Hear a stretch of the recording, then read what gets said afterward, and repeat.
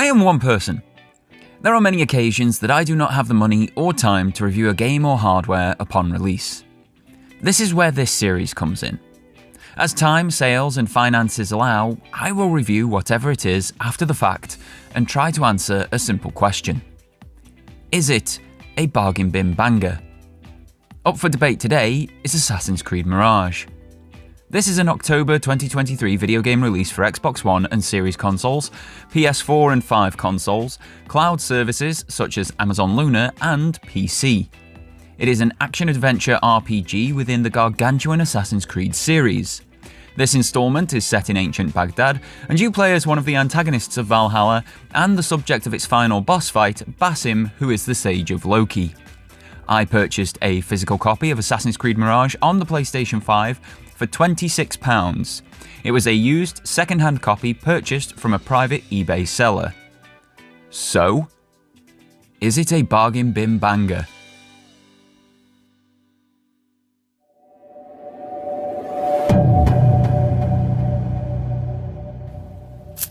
Lip service. As per the Oxford English Dictionary, lip service is defined as express approval of or support for something insincerely or without taking any significant action. Prior to launch, this was my overwhelming feeling of Assassin's Creed Mirage. Every new update, every "we're throwing it back" comment felt like lip service from Ubisoft trying to shut up the core fanbase that had grown the series since 2007 and were unhappy with the recent design choices of the series in Odyssey and Valhalla. "Stealth and parkour are back," they would crow. "You have an Assassin's Creed 1 filter. This is for the fans of old." Well, I'm one of those fans of old. So do these promises fan out, or is Mirage the lip service to a once great series that I feared it was? The first thing I noticed was the light modern day content to start the game, and give us a reason for jumping into the past. And the change in voice actor for William Miles. William delivers the start of the game as a voiceover in the modern day. You, the player, are the modern day protagonist again, and it works about as well here as it did last time Ubisoft tried this back in Black Flag, Rogue, Unity, and Syndicate, which ended up rebooting the series, it was so bad. So I'm not too happy to see that return, and sad to see William's actor change 13 years later. John Delancey was amazing and perfect in the role. For those who aren't sure who he is outside of Desmond's dad, he's Q from Star Trek. But with Ubisoft cutting over 1,200 jobs in 2023 alone, the decasting of John Delancey, despite him appearing as William Miles in the final content drop of Valhalla in 2022, is immersion breaking immediately and is also likely another part of their brutal cost-cutting spree. I mean, they could just fire Yves Guillemot and save a ton of money and people from abuse, but what do I know?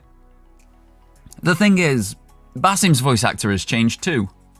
They changed the voice of the main character of the game, who we're meant to already have a bond with from Valhalla, who looks and sounds completely different in this title. At this point, we're less than 5 minutes into the game and I'm already disappointed. This feeling was compounded with the supernatural, slightly horror, genie introduction to Basim. Not only does this go against the 10 commandments of making an Assassin's Creed game, as everything should have, and I quote, a plausible technological explanation, but it also doesn't line up with the information we were given in Valhalla. Basim is the Sage of Loki, a precursor Isu reborn in the body of a human after the Isu were wiped out. Many of the ancestor characters see the Isu memories through mythological means, as their human mind cannot make sense of the Isu memories. Loki is the Norse god of tricks, and was shown to be untrustworthy and conniving in Valhalla. But here in Mirage, he is shown as an Arabic genie. A genie, or jinn, in that mythology is a shape-shifting demon. Whilst Loki could shapeshift in the Norse mythology, hence birthing creatures like Jormungandr, he wasn't a demon. He didn't tempt humans into sin. He tricked them and the gods into all manner of situations. These mythologies do not line up with one another. They conflict with the lore of the series we already know and make no sense in the narrative we are presented with here and in the previous title. I must point out, though, that these disappointments are as a long-time Assassin's Creed and world mythology fan. As a standalone introduction to the game, knowing nothing that came before, this isn't bad. But it isn't good either. There's no explanation, even with William's soliloquy, of why we are diving into Basim's memories. There's no explanation of who William Miles is when he's talking to you at the start of the game. Many aspects simply assume you know the series' history. But if you do know that history, this intro is terrible. It's like the narrative and development team were trying to appease two very different crowds with vastly different levels of knowledge and couldn't decide which to focus on. So we ended up with a weird mid-ground that satiates neither. There is enough going on here though, especially once you go hands-on after the William Miles introduction, to keep the player interested and engaged during this title's build-up. The heavy lean on the Assassin's Creed 1 and Prince of Persia vibes are a well-executed idea that do help with the title's enticement, thanks to well-established nostalgia.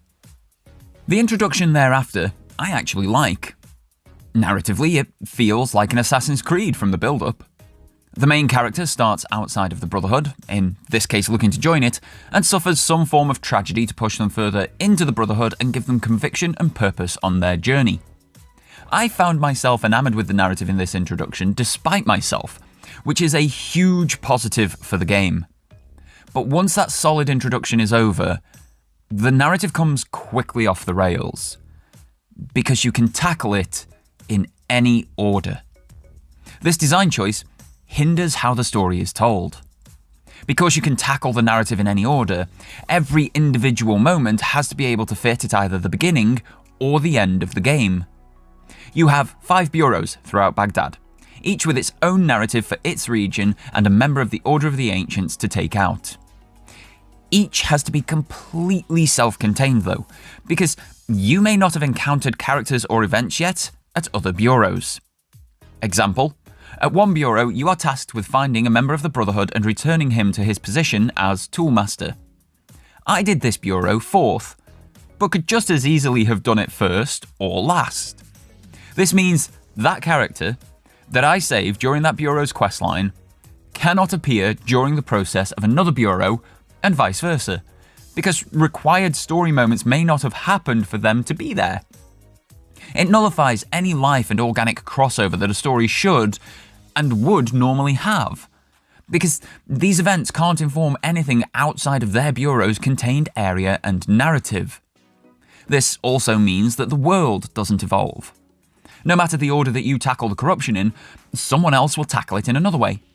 So triggers that would make guards more attentive, citizens help or hinder you depending on their feelings about your actions and so on, simply don't happen. Because the variances between different playthroughs is too great, and varying triggers for these actions weren't coded in. While there are letters and orders that you can find in the world stating to be on the lookout for a 9-fingered man as he is highly dangerous, the city guards do not change their approach to you from the start to the finish of the game. Because they can't, as the game doesn't know what you have and haven't achieved when entering a new region. This lack of either narrative or world evolution for what feels like half or even more of the game is very disappointing, as the bones of the game feel very much like Assassin's Creed. Beginning this game and being able to utilize parkour, stealth and assassinations, all things that have been missing for 3 games in 8 years at this point, felt like coming home. It felt like the series that I fell in love with, that I have been missing since finishing Syndicate in 2015, that only Ghost of Tsushima has been able to scratch the itch of in that period. Even after finishing the game, and despite any other feelings, those 3 gameplay factors being present in an Assassin's Creed game again feels amazing and rewarding. But like many of the other factors in this title, it is very bare bones. The assassinations and stealth are actually quite satisfactory, and if they were used in future titles, they would only need minor tweaks to perfect the animations, ranges, triggers, etc. But the basics wouldn't really need to change from a player perspective, because they work and are fun and rewarding, when they aren't hindered by Ubisoft jank. But they are all far too easy, because the AI is incredibly dumb in Mirage. Watch this gameplay in the background. I'm playing on hard mode here. I'm in a restricted area, jogging from foe to foe and cutting them down with my hidden blade. No stealth, no crouching, no parkour or aerial assassinations, just casual meandering. It gets worse though with this guy, who is facing me, who can see me, who I sprint at with weapons drawn, and I can still assassinate him and not alert anyone. For all the good of the underlying mechanics, when using them as the equivalent of stalking and taking down a straw dummy, all engagement of the mechanics is lost through poor design. This feeling of good underlying architecture with zero effort above that extends into nearly all aspects of the game. Combat, for example, does not change throughout, and it is this weird mix of what we had in the Ancient Trilogy and the Ezio Trilogy, with a huge helping of Prince of Persia: Sands of Time thrown on top. You have a parry, a dodge, and one sequence of heavy or light attacks, all of which are available to you from the get-go. It's not bad, just like the Prince of Persia: Sands of Time wasn't bad in combat. But the Sands of Time combat was starting to feel worn out by the time the game finished. Thankfully, the game ended at the right point to prevent it becoming a problem. In Mirage, the combat is the same absolute basics and rather tired by the midpoint of the game, which is when the Sands of Time ended, let alone by the end. It also felt laggy on occasion, like I was playing it over the cloud via an ADSL connection, except this thing was installed on my internal memory. That disconnect with the timing and the boredom of a non-advancing combat system made it feel lackluster, underbaked, and disengaging. Parkour was the worst example of zero effort above the basics, though. As you watch this background footage, you'll notice something a little off in the way Basim is moving. That's because every single parkour movement is an individual, pre-rendered animation. This means the act of jumping from one roof to another involves a run-up, launch, airborne, landing, and landed animation before control is passed back to the player.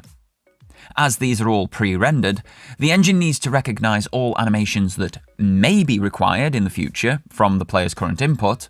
It then queues all possibly required animations up, and when the player gets to a trigger point, selects from the list which animations are required for launch, time in air, landing, and completion, then repeats the process again and again and again until the player is no longer engaging with parkour.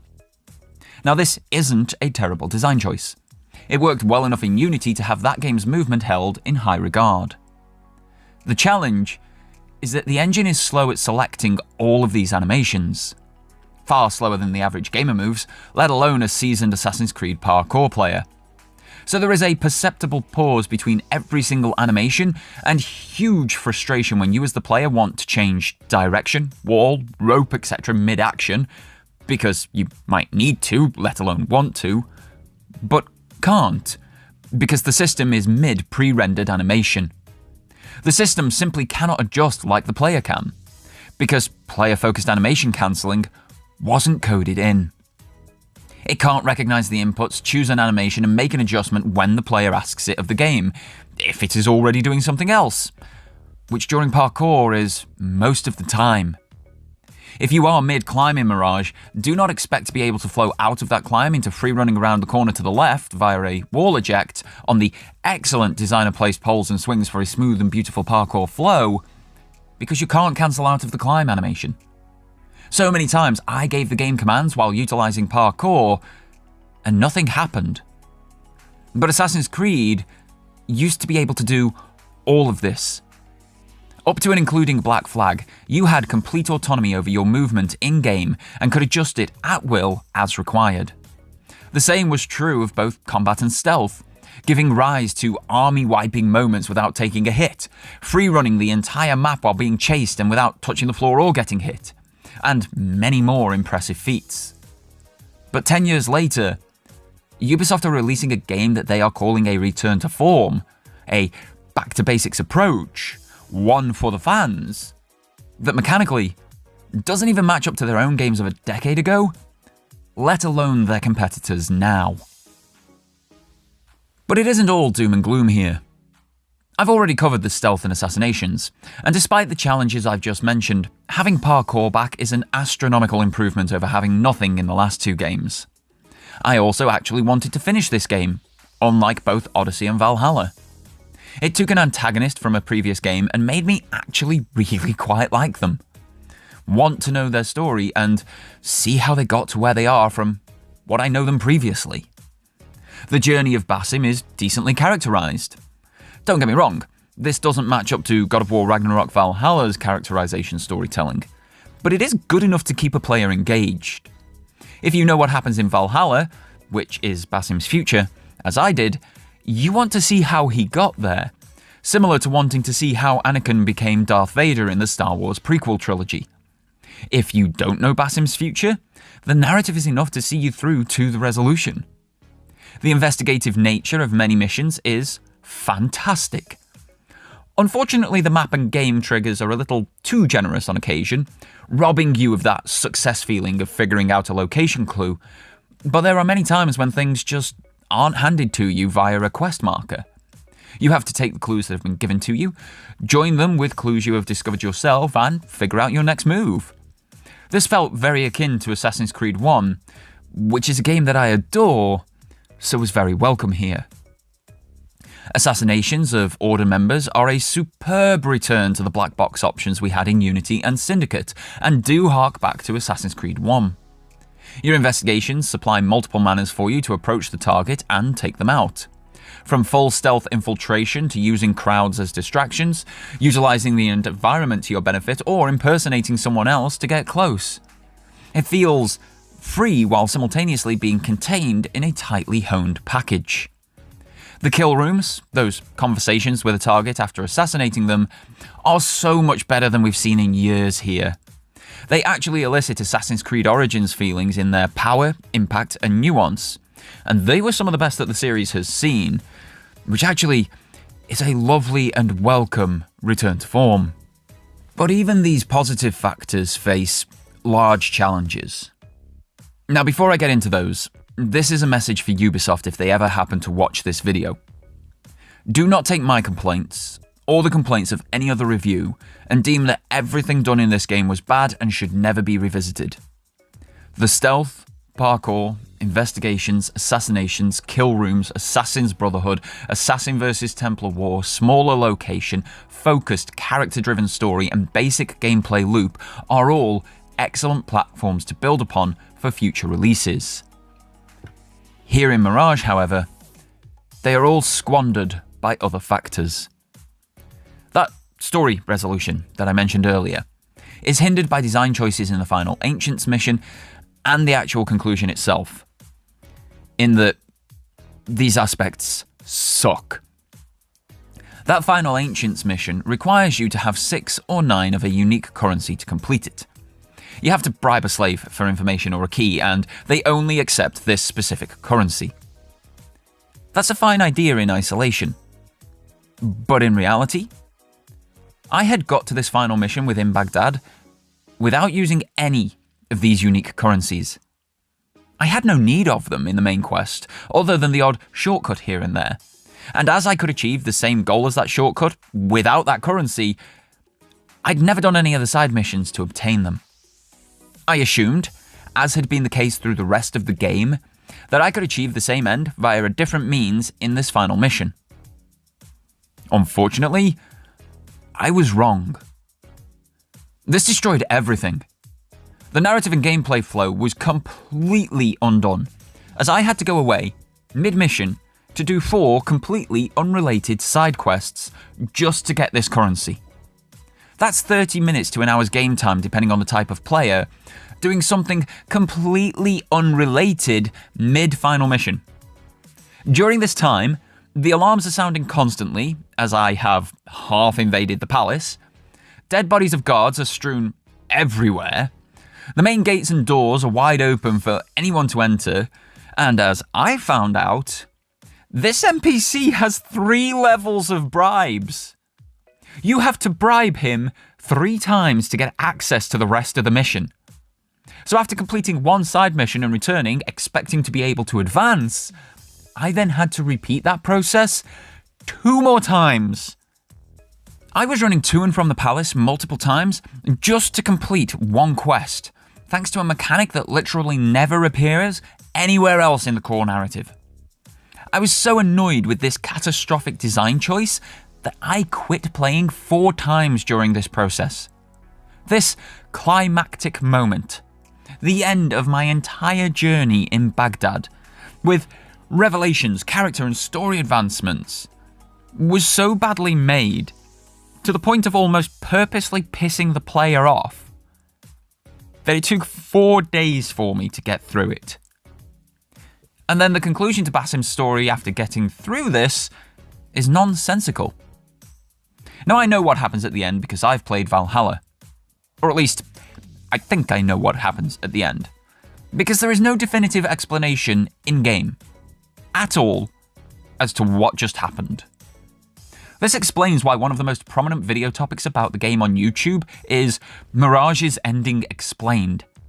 Because even for some of the more hardcore fans, it just ends with no explanation as to what just happened. Congratulations, you've beaten Mirage! Have I? Because I didn't realise. Add in that we do not return to the modern day at the end. We don't know why we relived Basim's memories or even who we are that is reliving them. The game ends on such a huge sour note. A note that is made all the worse for the performance of the game throughout. All through the title I noticed screen tearing, frame dropping, awful animations, resolution swings, HDR turning on and off of its own will, and this is naked eye perception that I've noticed all this. There were bugs galore as well, and you can sweep that under the rug with, well, that's Ubisoft, but this is a premium priced game. Mirage is £50 new and takes around 20 to 25 hours to beat. Valhalla, its predecessor, was only £60 new and gave multiple hundreds of hours. Though of course there is an argument on quality of those hours to be made there. But at these prices, sold as a finished product, performance and bugs of this nature is completely unacceptable. Assassinations not working, getting killed from across a room, parkouring on flat ground. These are just 3 examples of bugs that I encountered more than 10 times each. But I also encountered graphic pop-in that I didn't realise was still a thing, my camel walking on only its hind legs, and many more. There are so many bugs to list though, that we would be here for days if I were to reel them off for you, so we're moving on.